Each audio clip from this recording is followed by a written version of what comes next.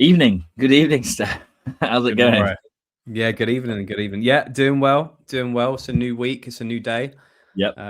Same old Yeah, grey, no, feeling good, man. rainy here. It's torrential rain in London. Yeah, but it's all good, man. How are you? How are you? Yeah, I'm all right. I'm enjoying the Winter Olympics. After you've said, I don't know if you guys are following it, but Italy are doing particularly well.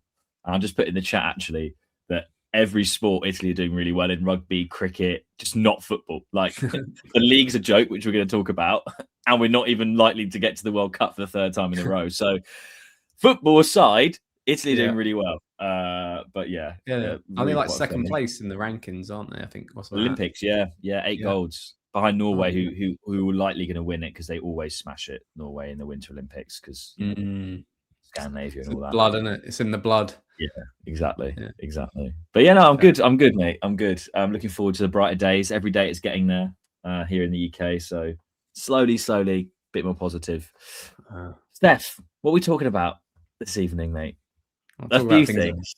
Talk about things that could do with improvement. Yeah. Standard of refereeing in the league. Fucking hell. Yeah. I mean, we thought it was probably weekend. high time we touch on it. Yeah, mental, to be honest. I mean, before we get into this, I think it's refereeing decisions, of course, sway throughout the course of a season for any side. And I think there's been a level of, as far as I've been a football fan, specifically in Serie A,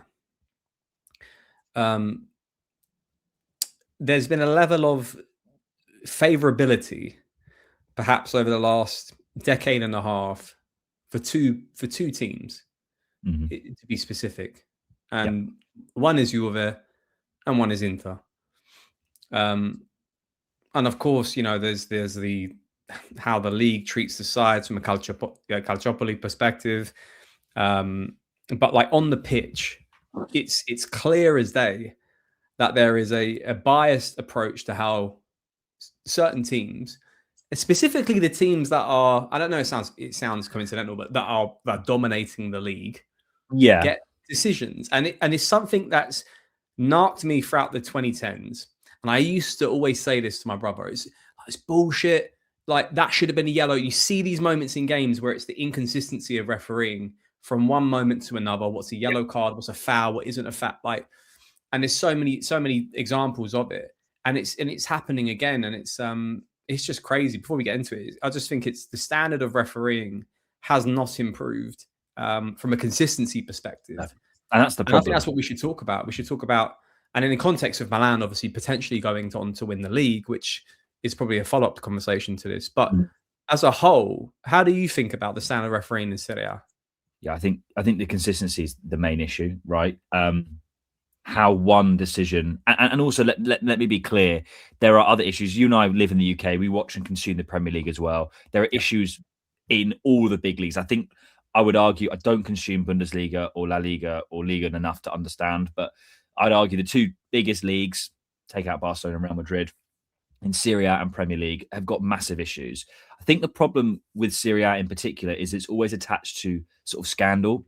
And when I say scandal, it's always, like you said, Steph, the two biggest teams or the dominating teams that are always involved. It's not so much like, you get on the weekend, it might be Brighton, Nottingham Forest in the Premier League, and it'd be bad. It's almost worse in Serie A because it's always at those moments where the eyes are all on that moment. They're all on that game. For example, stakes are high, and that's where the issues are made. And they're so, like you mentioned, the inconsistency, how one light touch can be a double yellow and another one not, or shouting at a referee in Rabiot's case causes a double yellow, and then an Inter player does it, for example. Again, I'm trying to be careful not to focus on the Marato League sort of narrative because it's not really constructive, but how they can't get anything. It's that consistency. I agree with you. That's the main issue. And it's kind of ruining our league. Now, our league's not great, in a great place anyway. Let's be clear. We're not marketing it very well. We don't capitalize where we should. I think lots of other people are doing better at sort of talking about our football than the league itself, which is madness. And these things only ruin the product more. I mean, Derby d'Italia, it shouldn't be called that. We all know that, but it is. And it's one of the biggest games of the season, Inter Juve. All eyes are on that match. And it was just completely overtaken from what was actually quite a good game. But, and that's the point, isn't it? Like, I mean, yeah. a 3-2 thriller game, yeah. Like, at 1-1, of course, the red card is the big moment, but then there were 3 more goals in the game, and from an outside perspective, you go, oh, I need to watch the highlights for this game. 3-2, last minutes winner with Zielinski. But what the ugly part of it is what you see in the tunnel after the game with Spalletti, Chiellini, and is it? I forgot the other gentleman, begins with C. Just shouting at the ref, basically saying like, you effed this game up, you screwed us. Rather than it kind of being like 2 teams on the pitch, big game, stakes are high, but ultimately both teams left what they did on the pitch, and one team will go to the other that you won, better team, and you deserved it, or equally draw, whatever the result would be. But it's just masking this controversy that it just then inflates this narrative that something fishy is going on here in the sense of how moments are being handled. And in particular, I do think VAR is not a flawed. VAR is not an issue. I think how it's being used is flawed.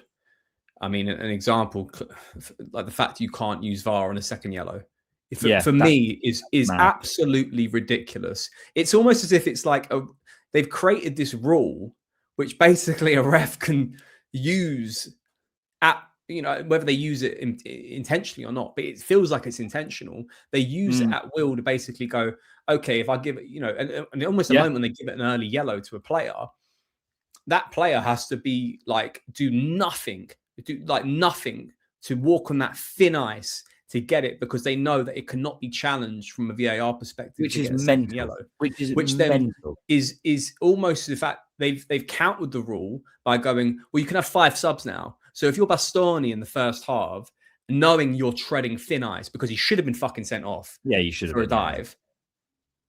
Kieval knows, I'm not keeping on a single more minute in the second half. I'll take him off, and that's what he did.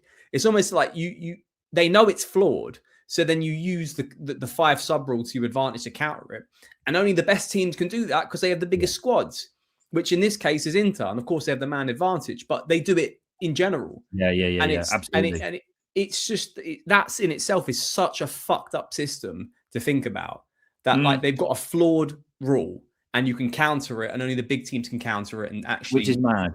Succeed, which is crazy. And then I think my other issue is just like, as we touched on, the consistency of the calls. I mean, we'll talk about dissent. Dissent for me is ridiculous how it's controlled.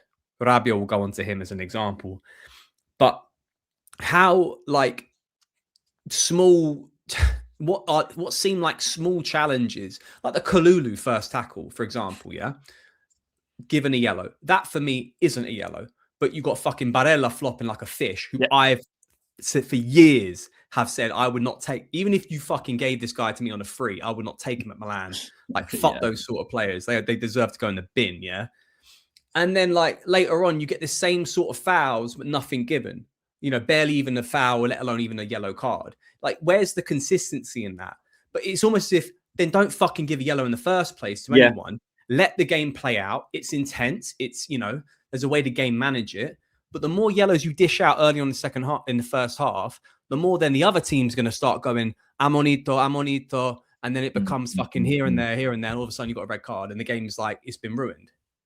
I also want to add a point. This might be a bit of a far-fetched one, but I think it's relevant. I really do think it's relevant, especially when you look at, again, not trying to poke fingers, but Inter have been on the favourable side of it all season this year. I think it's actually detrimenting our performance on a Champions League and international level. Agreed. Because the officiating doesn't work like that. Agreed. It doesn't work like that. They mentioned that on Paramount Plus. Yeah. So Marco Grella and it's like it doesn't. The referee doesn't translate to the Champions League, and you wonder why they're on the floor screaming fucking houses down, going, and then for example. For example, I think the World Cup qualifiers are more pertinent than Champions League, because I don't give a shit about how Inter do in the Champions League. I don't care about the 4th, 5th place bullshit personally, but whatever. The World Cup qualifiers, you're going to have, I don't know, we're playing Northern Ireland, aren't we? Like Barella flopping on the floor, just getting nothing, because he's expected to do that all game when he's playing at Inter in Serie A, and it's just it's so wrong. It's so wrong.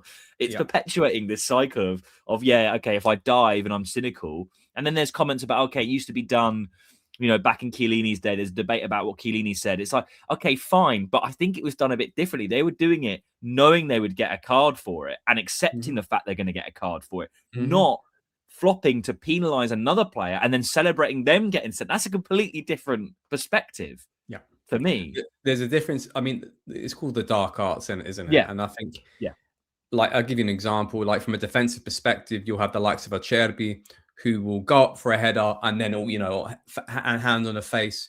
And look, and I'll be quite honest. There's a lot of defenders that do it in